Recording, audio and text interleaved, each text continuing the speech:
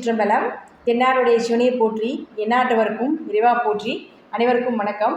நாம் இன்னைக்கு பார்க்கக்கூடிய பதிவு என்னன்னு பார்த்துட்டிங்கன்னா, வரக்கூடிய 2025 4 கிரகங்கள் பயிற்சியாக போகிறாங்க. சனி பகவான், ராகு பகவான், கேது பகவான், குரு பகவான் 4 பேரும் பயிற்சியாகக்கூடிய இந்த 2025வது வருடம் ஒவ்வொரு ராசிக்கும் என்ன மாதிரி யோகங்களை கொடுக்க போகிறார் அப்படிங்கிறத நம்ம முழுமையாக பார்க்க போகிறோம். அதற்கு முன்னாடி நம்மளுடைய சேனலை சப்ஸ்கிரைப் பண்ணிக்கோங்க. பெல் பட்டனில் ஆல் அப்படின்னு சொல்லக்கூடிய பட்டனை கிளிக் பண்ணிக்கோங்க. அப்போ தான் நம்ம போடக்கூடிய அனைத்து பதிவுகளுமே உங்களுக்கு உடனுக்குடன் வந்துக்கிட்டே இருக்கும். இந்த வருஷம் பார்த்துட்டிங்கன்னா ரொம்பவுமே சிறப்பான ஒரு வருஷம். ஏன்னா ராகுவும் கேதுவும் குரு பகவானும் அதே போல் பார்த்துட்டிங்கன்னா சனி பகவான் 4 பேருமே பயிற்சி ஆகக்கூடிய ஒரு அமைப்பாக இருக்குது. குரு அப்படின்னு சொல்லிட்டோம்னா தங்கம், நகை, சுப நிகழ்ச்சிகள், குழந்தைகள் இது எல்லாமே யாருக்கு கிடைக்க போகுது. கேது அப்படின்னு சொன்னோம்னா அருளை கொடுக்கக்கூடியவர், இறை பக்தி, ஞானம், முக்தி, பிரபஞ்சம் இதெல்லாமே கொடுக்கக்கூடியவர் கேது பகவான். ராகு அப்படின்னா செல்வம், செழிப்பு, வளர்ச்சி. அதாவது கேது அருள், ராகு பொருள், லக்ஸரியாக வாழக்கூடியது எல்லாமே உங்களுக்கு ராகுனுடைய அமைப்பில் வந்துடும்.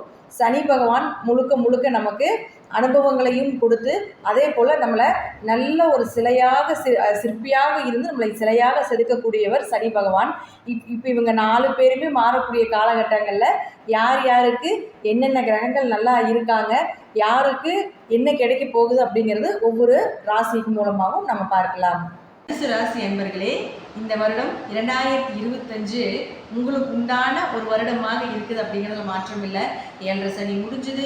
அப்புறம் உங்களுடைய குரு அப்படின்னு சொல்லக்கூடிய மறைஞ்சு போயிட்டாரு. இப்போவுமே பார்த்தீங்கன்னா இந்த மே மாதம் வரைக்கும் உங்களுக்கு கடன், நோய், எதிரிகள் தொல்லை, வேலையில் ஒரு திருப்தி இல்லாமல் இருக்கிறது, வேலைக்கு அடிக்கடி லீவ் போட வேண்டிய சந்தர்ப்ப சூழ்நிலைகள் ஏற்படுறது, நீங்களே லீவ் போட வேண்டாம்னு நினச்சிங்கனாலும் கூட சந்தர்ப்ப சூழ்நிலைகள் உங்களை அந்த இடத்துல இருந்து விலக்கி வைக்கும் அப்படிங்கிறது உண்மை. அடுத்தது இந்த குரு மாறக்கூடிய காலகட்டத்தில் நேராக 7ஆம் வீட்டுக்கு போகிறார். உங்கள் ராசியை பார்க்கிறார். உங்களுடைய 3ஆம் இடத்தையும் பார்ப்பார். உங்களுடைய லாபஸ்தானம்னு சொல்லக்கூடிய 11ஆம் இடத்தையும் பார்ப்பார். அப்போது லாபங்கள், விடாமுயற்சிகள், ஒரு பெயர், புகழ், மதிப்பு, நீங்கள் 7.5 சனியில் என்னெல்லாம் விட்டீங்களோ, யாருக்கிட்டெல்லாம் அவமானப்பட்டீங்களோ அதெல்லாமே இப்போ உங்களுக்கு தலை நிமிர்ந்து வாழக்கூடிய ஒரு வருடமாக 2025 இருக்கும் அப்படிங்கிறதுல மாற்றமே கிடையாது அப்படிங்கிறது உண்மை. ஏன்னா நீங்கள் தனுசு ராசி இயற்கையாகவே எங்கே போனாலும் பெயர், புகழ் கிடைக்கும். ஆனால் 7.5 சனியில் தலை குனிந்து வாழ வேண்டிய ஒரு சூழ்நிலைகளை கொடுத்துருப்பார். இப்போது அதற்கு சொல்யூஷனாக இந்த குரு பகவான் அப்படின்னு சொல்லக்கூடியவர் ராசியை பார்க்கும் பொழுதும், லாபஸ்தானத்தை பார்க்கும் பொழுதும், உங்களுடைய முயற்சி ஸ்தானத்தையும் பார்க்கும் பொழுது, முயற்சி மட்டும் இல்லைங்க, 3ஆம் இடங்கிறது வெற்றியை கொடுக்கக்கூடிய ஒரு இடத்தையும் குரு பார்க்கறதுனால நீங்கள் எந்த விஷயம் செஞ்சாலும் இந்த வருடம் உங்களுக்கு வெற்றி வாய்ப்புகள், வெற்றி வாகை சூடக்கூடிய ஒரு வருடமாக இந்த 2025வது வருடம் இருக்கும் அப்படிங்கிறதுல மாற்றம் இல்லை. அடுத்தது பாருங்க, சனி பகவான். சனி பகவான் உங்களுக்கு பணத்தை கொடுக்கக்கூடிய ஒரு கிரகம். அப்போ இந்த சனி பகவான் அப்படின்னு சொல்லக்கூடியவர் இப்போ உங்களுடைய ராசி 3ஆம் வீட்டில் இருந்து 4ஆம் வீட்டுக்கு போக போகிறார்.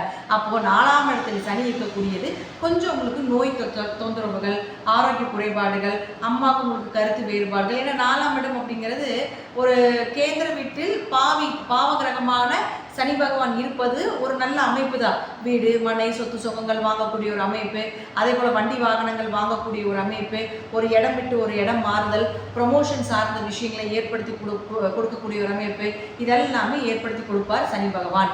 பொருளை கொடுத்து விட்டால் கண்டிப்பாக கொஞ்சம் உடம்பு ஆரோக்கியத்தையும் கொடுப்பார். கொஞ்சம் அலைச்சல் ரொம்ப ஜாஸ்தியாக ஏற்படுத்தி கொடுத்துருவார். தாயினுடைய ஆரோக்கியத்தில் கொஞ்சம் கவனமாக பார்த்து கொள்ளுங்க அப்படிங்கிறது தான் முற்றிலும் உண்மை. தனுசு ராசியை பொறுத்த வரைக்கும் 2 கூட 4க்கு போகிறது யோகம்தான். ஏன்னா திரிகோணத்தில் சுபகிரகங்கள் இருக்கணும், கேந்திரத்தில் பாவ கிரகங்கள் இருக்கணும் அப்படிங்கிற ஒரு அமைப்பு உண்டு. மறைவு ஸ்தானாதிபதிகள் மறைவு ஸ்தானத்தில் இருக்கணும். அப்போது கேந்திராதிபதி அதாவது 2ஆம் அதிபதி 4க்கு போகும் பொழுது வீடு, மனைகள், அதே போல் இடம் வாங்குறது, ஏதாவது வீட்டுக்கு தேவையான பொருட்கள் வாங்கக்கூடிய ஒரு அமைப்பு, இதெல்லாமே நிச்சயமாக ஏற்படுத்தி கொடுப்பார் அப்படிங்கிறது இந்த வருடம் சனி பகவான் உங்களுக்கு கொடுக்கக்கூடிய ஒரு பலனாக, ஒரு எதிர்பாராத ஒரு இன்பமாக இருக்கும் அப்படிங்கிறது தான் முற்றிலும் உண்மை. அடுத்தது பாருங்கள், ராகு கேதுக்கள். இந்த ராகு பொறுத்த வரைக்கும் பார்த்தீங்கன்னா 3ஆம் வீட்டுக்கு வராருங்க. பொதுவாக ராகு எந்த வீட்டுக்கு வந்தாலும் அந்த வீட்டை வளர்ச்சி பண்ணியிருப்பார். அப்போ 3ஆம் இடங்கிறது உறவு முறைகளில் பார்த்துட்டிங்கன்னா உங்களுடைய மாமனார், அடுத்தது உங்களுக்கு இளைய சகோதரன், அதைத்தான் சொல்லும். அப்போ இவங்க 2 பேருக்குமே வளர்ச்சி, அவங்க கீழே டவுனாக இருந்தாலும் கூட உங்கள் ஜாதக ரீதியான அமைப்பில் அவங்களுக்கு நல்ல வளர்ச்சியை கொடுக்கக்கூடிய அமைப்பை நிச்சயமாக இந்த ராகு ஏற்படுத்தி கொடுப்பார். 3இல் ராகு இருந்தால் விடாப்பிடியாக கடுமையாக முயற்சி செய்து எப்பேற்பட்ட விஷயத்தையும் ஜெயிச்சுட்டு வரக்கூடிய ஒரு அமைப்பு தான் இந்த 3ஆம் இடத்தில் ராகு இருக்கிறது அப்படிங்கிறத நம்ம எடுத்துக்கிட்டே. ஏன்னா அதுதான் உண்மை. 3இல் ராகு வரக்கூடிய காலகட்டங்கள் நிச்சயமாக உங்களுக்கு கேட்டதெல்லாம் கிடைக்கும், தொட்டதெல்லாம் தொடங்கும் அப்படிங்கிறது உண்மை. அடுத்தது கேது பகவான். இந்த கேதுவை பொறுத்த வரைக்கும் பார்த்துட்டிங்கன்னா அவங்க ராசிக்கு 9க்கு வரார். இதுதான் மிகப்பெரிய இவ்வளோ நன்மைகளை சொன்னாலும் கூட சின்ன டிராபேக்கை சொல்லக்கூடிய ஒரு விஷயம் என்னென்னா கேது 9ஆம் இடங்கிறது தந்தை ஸ்தானம். கேது அருளை மட்டுமே கொடுப்பார், பொருளை கொடுக்க மாட்டார். ராகு பொருளை கொடுக்கறத நம்ம சொல்லியிருப்போம். அப்போது 9ஆம் இடத்துக்கு வரும் பொழுது உங்களுடைய அப்பாவுடைய ஆரோக்கியத்தில் கொஞ்சம் கவனமாக இருங்க. பூர்வீக சொத்து பிரச்சனைகள் வரும், பங்காளிகளுக்குள்ள சண்டைகளை ஏற்படுத்தி கொடுப்பார்.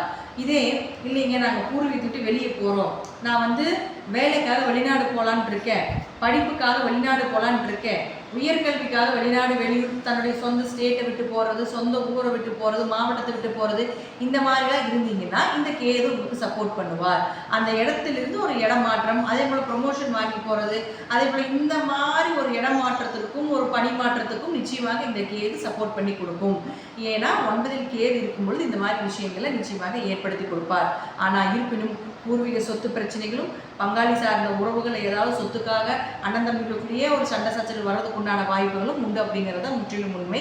மற்றபடி பார்த்துட்டிங்கன்னா தனுசு ராசிக்கு இந்த வருடம் ஒரு 80%, 100% ஜாக்பாட்டான வருடம். பண வளர்ச்சியை கொடுக்கக்கூடியது, பெயர் புகழை கொடுக்கக்கூடியது, வெற்றி வாகையை சூடக்கூடிய ஒரு வருடமாக இந்த 2025 இருக்கும் அப்படிங்கிறதுல மாற்றம் கிடையாது.